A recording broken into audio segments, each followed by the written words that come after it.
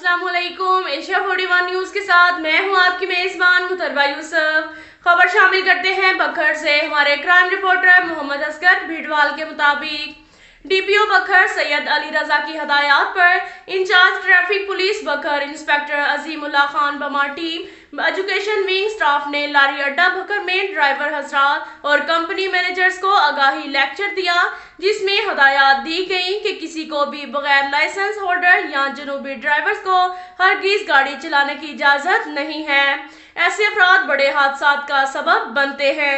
Naz over speeding से इज्तनाब करें, गफलत और लापरवाही से गाड़ी चलाने से गुरेज करें, ट्रैफिक कवानीन पर सख्ती से अमल दरामद करें। खिलाफ वर्जी की सूरत में कानूनी कार्रवाई अमल में लाई जाएगी। डीपीओ बखर का मजीद कहना था कि ट्रैफिक कवानीन की पासदारी न करने वाले ड्राइवर्स के खिलाफ सख्त कानूनी कार्रवाई की जाएगी ताकि हादसा से बचा जा सके।